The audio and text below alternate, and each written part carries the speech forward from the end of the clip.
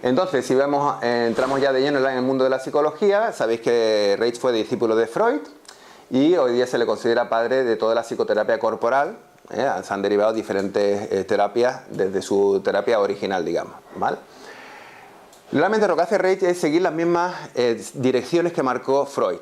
Freud habló de la libido, que existía una libido, pero lo dejó en el plano abstracto, como si fuese una especie de no sabemos qué. Y entonces Reich lo que hizo fue concretizarlo de manera energética y corporal. Es decir, la libido es la energía vital, ¿vale? Le dio esa concreción. De hecho, fue la primera persona que hizo las mediciones de la electricidad de la excitación sexual en la zona erógena, ¿vale? Entonces, le dio esa concreción, esa somatización. Al mismo tiempo, el mecanismo de represión también puso en manifiesto que es corporal y que es energético.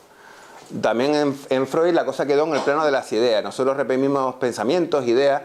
No, nuestro cuerpo lo usamos como mecanismo de represión, para hacer una represa sobre las emociones que quieren expresarse. Y con mi cuerpo yo consigo que no salga lo que quiere salir cuando a mí, a nivel inconsciente, no me interesa, ¿vale? Voy haciendo una adaptación así, de esa manera. Entonces la represión es corporal. Nosotros usamos nuestro cuerpo. Gran parte de las tensiones que tenemos no son del ordenador, que también, de la postura que usamos al sentarnos, que también. Gran parte son del esfuerzo de represión que continuamente cada uno de nosotros tiene que hacer para sostener su personalidad en este mundo, su manera de ser adaptada, ¿vale?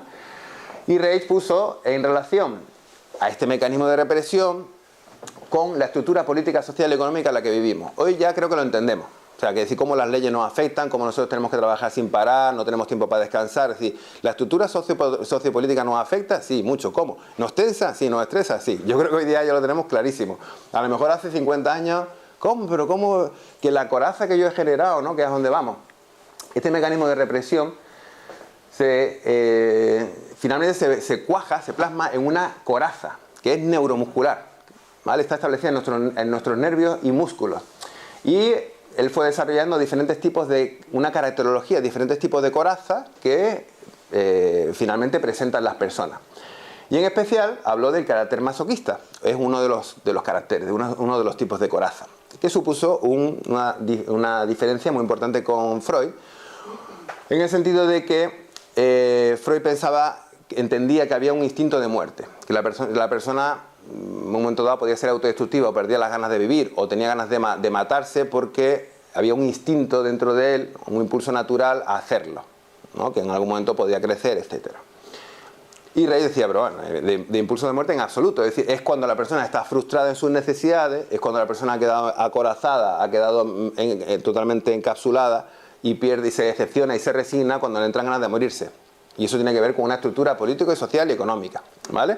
Entonces, claro, fijaros la diferencia entre Freud, que todo lo achacaba a una especie de lío interno que nos hacemos, con Reich, que empezó a mirar afuera. Los destinos de ambos fueron muy diferentes, ¿vale? Por otra parte, pues Reich se pone delante del diván, sabéis que los psicoanalistas se ponen detrás, él se pone delante, empieza a hacer masaje a los pacientes para trabajar sobre su endurecimiento, sobre su coraza, y mantiene la sexualidad, eso sí, en el centro de su visión, como su maestro había hecho. Aquí utilizo la metáfora de José Luis Parise, que decía que la sexualidad, como el río Nilo, podía haber arrasado a la civilización egipcia, sin embargo le sirvió para levantarse sobre ella. Entendiendo que la sexualidad, esa energía vital, está en el centro, en el núcleo de la persona y depende de su encauzamiento, de su uso, que nosotros nos levantemos sobre ella o que nos arrase, si está mal encauzada, ¿vale? Entonces Reich mantuvo la sexualidad en el centro, de esta manera tan amplia que vamos a describir, y por eso también recibió bastantes críticas. Él hace una comprensión del sistema nervioso vegetativo, y esto es una cuestión un poquito técnica, voy a intentar explicarlo en términos sencillos, poniéndolo en conexión primero con la contracción y con la expansión. El sistema simpático nos contrae, el sistema parasimpático nos expande. Cuando el sistema parasimpático nos está expandiendo sentimos placer, cuando el sistema simpático nos está nos está contrayendo, entonces sentimos angustia, ¿vale? Entonces lo que hizo poner de manifiesto la relación que había entre el vegetativo y las emociones y la sexualidad, ¿vale? La sexualidad es expansiva, entonces genera una sensación de placer. esa correlación no se había producido todavía, a nivel ni sigue sin hacerse, a nivel médico, ¿me explico? A nivel de fisiología, digamos, clásica. El sistema nervioso vegetativo está vinculado a la necesidad de que ese plasma se mueva, ¿vale? Es un movedor de plasma, y a su terapia inicialmente le llamó vegetatoterapia, es decir, terapia del vegetativo, con análisis del carácter, de la personalidad. Él habló de la identidad de función que tienen el cuerpo y la mente. El cuerpo y la mente reflejan la misma actitud caracterial. Si en la mente hay orgullo, en el cuerpo se está manifestando el orgullo. Si en la mente hay envidia constante, como tendencia constante, se va a manifestar en el cuerpo. Si hay lujuria, se va a manifestar en la mente y en el cuerpo, en ambas, ¿vale? Asimismo, no solamente en las caras, que son los espejos del alma, sino en sus cuerpos. De aquí que hizo una caracterología que es psíquico y corporal al mismo tiempo, ¿vale? Por eso nos introduzco que esto es de lo más raro, es decir, cómo no se habla hoy día de corazas, ni en escuelas psicológicas, ni en tradiciones espirituales, cuando las corazas son visibles. O sea, yo puedo ver la vuestra y la nuestra, la puedo ver ahora mismo perfectamente. Y el tipo de coraza que tiene cada uno. Pero eso ha pasado al plano de lo invisible, no sabemos por qué. De manera que los procesos espirituales o psicológicos pueden transcurrir sin que nosotros nos toquemos el cuerpo para nada, ¿no? Entonces una cosa de lo más... de verdad para mí incomprensible. Bueno, me puedo hacer una explicación, pero bueno. Los gestos y las actitudes más constantes van a quedar cronificadas, plastificadas en el sistema nervioso y plasmático. Si yo tengo un gesto de amargura muy continuo, se me va a quedar plasmado en mi plasma, y en mi sistema nervioso se me va a quedar cronificado, y luego lo estoy reflejando a los demás. Cuando él se le ponía delante a una persona, le decía: oye, tu gesto, ¿sabes? ¿Tú te has dado cuenta de la actitud que tienes en tu cara? ¿Qué actitud? Porque claro, llevamos de manera continua. A ver, exagérala. Ah, sí, es verdad, es un gesto de amargura. Lo llevamos todo escrito en la cara, en el cuerpo, inscrito, ¿vale? No siempre. Por tanto, la programación no es psíquica, es psicocorporal y energética también, ¿vale? Él comparaba el sistema nervioso vegetativo, desde el punto de vista energético, con el núcleo de la célula. El núcleo de la célula sería el equivalente al sistema nervioso vegetativo en el organismo completo, ¿vale? Bueno, entonces, la pulsación y la coraza son fenómenos absolutamente opuestos, Un cuerpo sano es un cuerpo pulsante. Un cuerpo acorazado, ¿qué es esto? He usado la metáfora del yeso para poner de manifiesto cómo nosotros nos endurecemos. Hay un endurecimiento que es físico y psíquico también. Se produce con las fascias, que antes me preguntaban o decían todo este tejido blanco que vemos en la carnicería que nos envuelve, ese es el tejido, el plasma, que tiene la capacidad o de endurecerse o de reblandecerse, estar más fluido.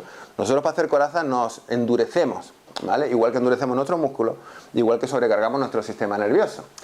Las contracciones neuromusculares crean bloqueo energético y una alteración bioquímica que es igual a la enfermedad. Donde hay una tensión muy fuerte aquí, se está generando un bloqueo energético, esto ya no pulsa. Pero está habiendo un deterioro bioquímico, está habiendo una mayor acidificación. Y todas las hormonas del estrés están contaminando esa parte de nuestro medio, ¿vale? Por tanto, la salud sería la recuperación de ese cuerpo pulsante. Los bloqueos neuromusculares van sumándose, impidiendo la pulsación y creando una coraza, ¿vale? Yo cuando voy por la calle veo a gente muerta, literalmente muerta. Muerta, literalmente muerta. Y la muerte ha pasado a ser tan parte de nuestra vida que no reparamos en ella. Yo veo seres verdaderamente zombies. Pero quiero decir, no lo veo en la persona que está pidiendo en el supermercado, no, lo veo en personas que están funcionando en su vida. Entonces, algo en lo que Rey ponía mucho hincapié. Este hombre, algo en lo que hacía mucho hincapié Rey, dice: si este hombre fuera científico, va a investigar la vida. Este hombre, si fuese científico, sería un científico mecanicista. ¿Por qué? Porque no puede tener interés en la vida, porque está acorazado. Y si fuese un místico, en interés en la espiritualidad, sería un místico en el sentido de que buscaría lo que no nos da esa visión mecanicista en otro lado, pero desvariando, como quien dice. Porque no está en contacto con su cuerpo, como vamos a ir viendo, ¿vale? Los tres puntos, digamos, de su terapia es una terapia psicológica, que en la que analizaba el carácter, una parte corporal, en la que él trabajaba con sus manos directamente y hacía ejercicio, y la parte energética, en la que trabajaba con el acumulador de energía vital que hemos visto al principio y que veremos luego más tarde. Este es su esquemita básico en el que muestra cómo los procesos energéticos le están dando vida tanto a lo mental como a lo corporal. Sí, sí, ahí va. Lo tengo. Se me quedó después de la masa. ¿Vale? Entonces, otro concepto muy importante en Reich es el contacto de órganos. Dice, el ser viviente percibe el mundo circundante y a sí mismo exclusivamente por sus sensaciones. De su manera de sentir depende tanto sus juicios como sus reacciones. De su manera de sentir depende su visión de las cosas. En función de cómo yo me siento a mí mismo, si puedo sentirme o no, mis propias sensaciones, esas que irradian o emanan de mi cuerpo, yo me voy haciendo una idea de mí, de cómo yo vivo el mundo, etcétera, ¿vale? Aquí en esta parte dice, lo que ya os he expresado antes, los organismos que no tienen sistema nervioso también sienten, hacen un montón de funciones, ¿vale? Aunque no tengan fascículos nerviosos, como dice ahí. Los organismos acorazados y los no acorazados extraen todas sus conclusiones de sus sensaciones que tienen, de las que tienen o de las que no tienen. A lo mejor una persona que está hiperacorazada piensa que nadie siente, igual que él. Ni siente ni padece. Sería el extremo, el caso de un psicópata extremo. No puede sentir que los demás sienten, porque él no siente, no tiene contacto de órganos ninguno, por lo tanto, es natural que se haga la idea, porque es una cosa que se ha generado desde pequeñito y a veces desde varias generaciones, que los demás tampoco van a sentir cuando de alguna manera está haciendo daño, ¿no? Entonces, fijaros, decía, los diferentes órganos son seres vivientes con sensibilidad y función propia. Son seres vivientes. Bueno, estamos llenos de seres vivientes que son las células, ellas forman órganos, tejidos y órganos. Entonces mi corazón es un ser viviente que tiene una cierta entidad propia. Pues ya le puedo hablar a mi corazón, porque está en mí, pero no soy yo. Y a mis riñones y a mis pulmones, todos forman parte de mí. Soy yo, pero yo soy algo más que todo eso, ¿no? Están vivos nuestros órganos. El ser acorazado no puede captar los matices profundos de la vida. Ha de ser un científico mecanicista, ha de ser una persona robotizada, y si se mete en el mundo espiritual será una persona mística, que se evade con la espiritualidad. La vida acorazada responde a la vida no acorazada mediante el miedo, el rechazo y el odio. Eso vamos a irlo desarrollando poquito a poco. Y esta parte también me parece importante. Dice, uno de mis objetivos es hacer una separación rigurosa entre la vida sana y la vida enferma y permitir a los hombres tomar conciencia de sus diferencias. Yo digo que en Reich no hay relativismo. A partir de la observación de la naturaleza te define muy claramente, para quien quiera tomarlo, lo que es enfermo y lo que es sano, ¿vale? No porque haya muchas personas que, por ejemplo, que te digo yo, pues le gusta tener relaciones con cabras, y entonces se extendieron en la humanidad de una manera increíble, de manera que el 90% le gusta tener relaciones con cabras, no por eso es lo normal. ¿Me explico? No es lo natural. Entonces hay criterios de diferenciación que él lo exponía muy claro. Desglosa la coraza en 7 partes, la parte ocular, la oral, etcétera, son segmentos, como los mismos que presenta un gusano en sus movimientos. Y lo que ocurre es que conforme la coraza se va instalando, todos nuestros reflejos, la pulsación, se inhibe. Y todos los reflejos, el llanto, la risa, el grito, el estornudo, se puede inhibir, lo he vivido yo en terapia, el bostezo, se inhibe muchísimo en una persona acorazada, que somos todos. El reflejo del vómito. Hay muchas personas que no pueden vomitar cuando es un mecanismo de expulsión, y no solamente de comida, sino de emociones. El del orgasmo, el reflejo del orgasmo es un reflejo que se pone en marcha en el organismo cuando la persona va deshaciendo sus tensiones, entra con la respiración en un movimiento que es muy similar al orgasmo, solo que no presenta excitación sexual, ¿vale? Eso está inhibido, es un mecanismo del cuerpo de expulsión, como todo, ahí como vamos a ver ahora. Y el propio orgasmo también estará inhibido, como vamos a desarrollar ahora. Entonces, a ver qué dice aquí. La observación de la coraza es original y única de Reich. Inédito. En todo el mundo oriental nadie habla de eso, en todo el mundo occidental tampoco nadie habla de eso, y no hay nada de lo que sea visible que sea tan invisible, como decía antes. ¿Qué ocurre ahí? No entiendo. ¿Cómo es posible que sean invisibles a todos, incluso en las escuelas psicológicas, las tradiciones espirituales? ¿Cómo es posible que no hayamos captado? Sobre esto tengo un montón de vídeos en Mindalia que, si os interesa, en todos los tocos, ¿Cómo puede ser que no tengamos interiorizado que nuestro mecanismo de represión es corporal? Que eso no lo hayamos interiorizado como algo que nos resulte familiar, porque lo hacemos continuamente. ¿Cómo es posible? ¿No? ¿Cómo dejó de hablarse del tema si no han desaparecido las corazas? Es decir, si ya no estuviéramos todos desacorazados, tiene sentido el que esto hubiese quedado atrás, pero si hoy día estamos polarizados, la mitad de la humanidad está mucho más acorazada y quizás la otra mitad está desacorazándose, siendo muy optimista. está más desacorazada que antes, pero hay la mayor parte, o sea, un 50% estamos más hiperacorazados todavía, ¿no? Si no comprendemos la coraza, no podemos comprender al ser humano ni su camino de evolución, desde mi punto de vista, porque son 7 años para meterse en una coraza y el resto de tu vida para salir de ella. Claro. Tu primera naturaleza, tu naturaleza original, tú la sacrificas para adaptarte al medio, para defenderte como puedas, como esa amebita, y ahí te cierras. Y te hace un sistema tan hermético, tan bien diseñado, que en la adolescencia se perfecciona, que si tú no eres consciente de eso, tú no puedes ser capaz de comprender tu camino, como un gusano metido dentro de un capullo para salir a la luz y encontrar tu verdadera naturaleza de nuevo, en conexión ya con lo espiritual. Entonces no es posible comprenderlo, pero no se trata de un proceso que es mental, es psicocorporal, y es lo del cuerpo donde siempre nos olvidamos, ¿no? Y si no haces por desacorazarte, verdaderamente no eres reichiano, ¿eh? Reich tiene muchas facetas, tiene muchos instrumentos, aparatos tecnológicos y tal, para romper nubes, pero se ven una cantidad de desvaríos, ¿no? Porque si tú no has hecho un trabajo personal sobre ti mismo, lo de Reich es un terreno maravilloso para que se te vaya más la cabeza, ¿sabes? Pues rompiendo nubes o queriendo ver, se te vaya más todavía, ¿sabes? Haz tu proceso personal porque eso es Reich, ¿sabes? Si no... Entonces esta es la parte de psicología, ¿vale? Muy por encimilla. Ahora entramos a la parte de sexología. El orgasmo y la revolución sexual. Ahí no sé por qué he puesto 2 veces. Sexual, ¿vale? Será por el bien, para que luego no digas que no he venido. Porque es la buena, esa es la relación de la buena. Entonces, exactamente. Dice, en el orgasmo sexual, el exceso de energía se descarga periódicamente en pulsaciones extremas. El orgasmo para Reich es nuclear en su visión, ¿vale?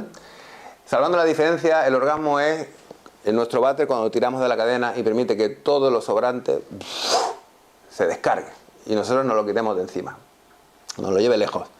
Pues eso es el orgasmo y la función que tiene el orgasmo para Reich, ¿vale?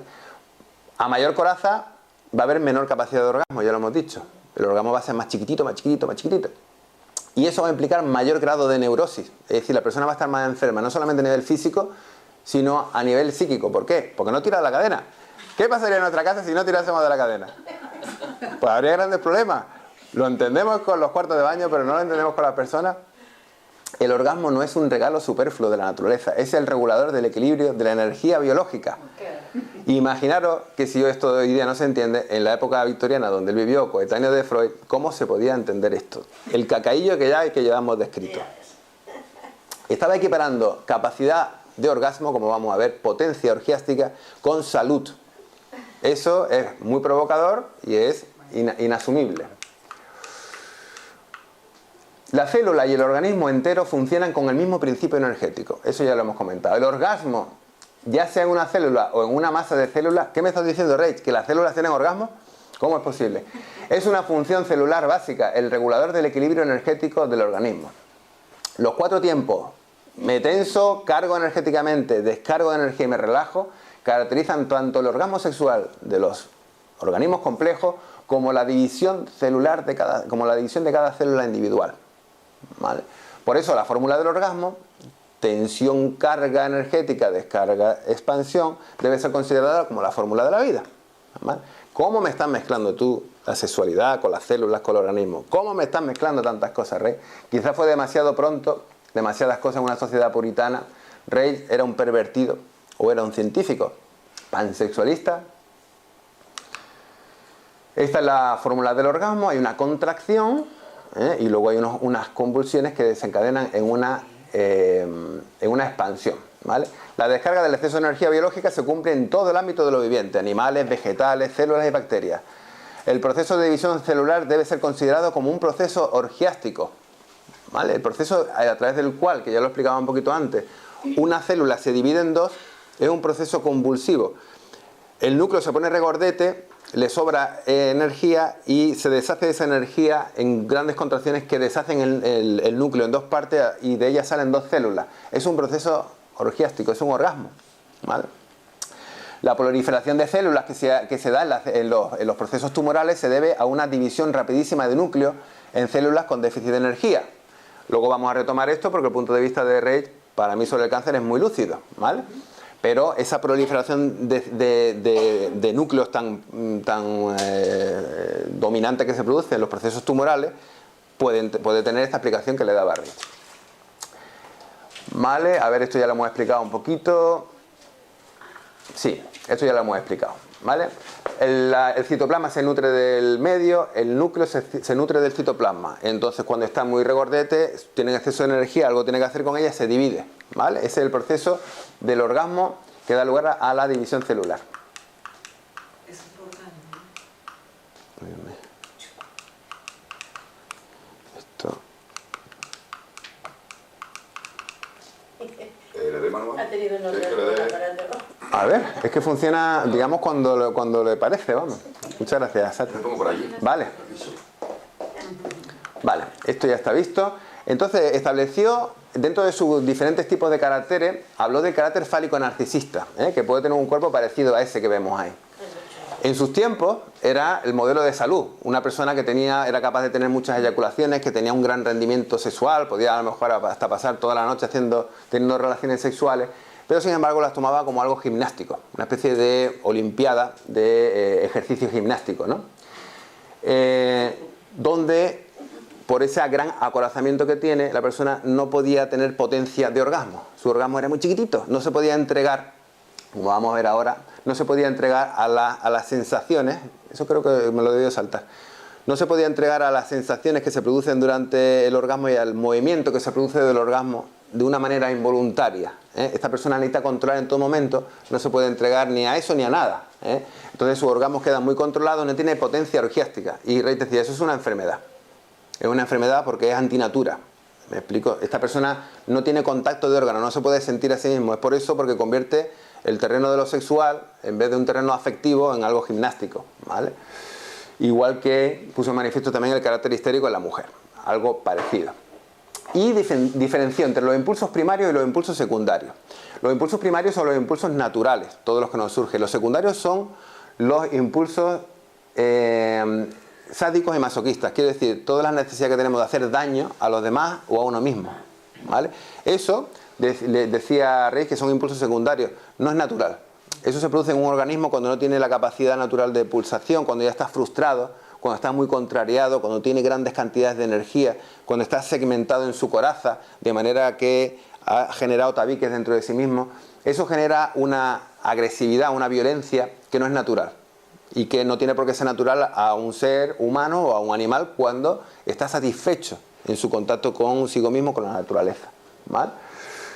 Y describió el carácter genital, que sí que tiene potencia de orgasmo, puede entregarse plácidamente a sus movimientos y sensaciones orgiásticas, y el carácter neurótico, que es impotente orgiásticamente, ¿vale?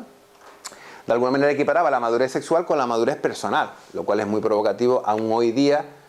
Esto, a cualquier persona que lo sostenga, puede ser seriamente perseguido por ello, ¿vale? Si correlacionamos cáncer con satisfacción sexual, con capacidad de orgasmo, inmediatamente pueden ir a por ti a darte bastonazos en algún sitio.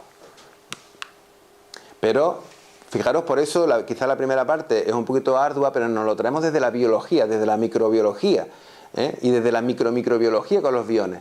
Entonces son investigaciones científicas donde se ve en lo pequeño y en lo grande. ¿Me explico? Aquí no hay perversión sexual, hay simplemente la observación de la naturaleza en lo pequeño y en lo grande. ¿Me explico? Estos son los conceptos de Reich en sexología: potencia orgiástica, función del orgasmo, la impotencia orgiástica, la función del orgasmo como descarga de excedente, y todo dentro de lo que es el abrazo genital, ¿vale? Una persona cuando no está acorazada, cuando no tiene dividida su parte instintiva genital de su corazón, cuando se relaciona sexualmente lo hace a través de un abrazo genital, ¿vale? Es decir, en ningún momento Reich hablaba de pornografía, de perversión, pero en cada uno de nosotros la palabra sexualidad evoca algo diferente. En una sociedad en la que estaba en sus tiempos perversa, porque en una sociedad hiperrepresiva, la palabra sexualidad o todo lo que él evocaba como sexualidad era vivido como si fuese perversión pura, ¿no? Revolución sexual sí, pero ¿cuál? Sabéis que Reich fue tomado por la revolución sexual en los años 60, 70, es decir, pero de una mala manera, digamos. Es decir, obviando todo lo que es su esencia de base, que esto no es como, vale, pues cuanto más mejor, amor libre y y libertinaje, no, para nada. Entonces no se sabe quién le ha hecho más daño a Rage, si sus enemigos o sus amigos, digamos entre comillas, aquellos que lo han usado para respaldar su causa, ¿no? Entonces en algún momento Rage lleva la mirada a lo macro, a lo grande, ¿vale? Él tenía su consulta individual, veía a las personas una a una, pero obviamente empieza a sacar conclusiones más generales, ¿no? Y empieza a llegar a la conclusión de que es mejor prevenir, porque se va dando cuenta de que la inmensa mayoría de la humanidad está acorazada y que así que no hay solución. Entonces empieza a ver que la solución pasa porque los niños que vayan viniendo a la Tierra no lleguen a ese punto de acorazamiento al que se estaba llegando en aquellos momentos. Entonces empieza a poner su mirada en el embarazo, empieza a poner la atención en el útero, que es la matriz donde se produce el embarazo, por lógica, empieza a llevar su atención al parto y la crianza, y empieza a llevar la atención a la educación sexual, en este sentido que estamos diciendo, de la población, a través de centros a los que la gente pudiera acudir, ¿vale? Vale, entonces tenemos la energía vital pulsante, vemos que la salud es un cuerpo pulsante, vemos que de un cuerpo pulsante se producen corrientes de vida y emociones, vemos que toda esa pulsación se puede bloquear en una armadura, un caparazón, se produce un bloqueo energético y... Esto va a acabar con mis nervios, ¿eh? Es que se... Gracias. Y que eso produce la enfermedad.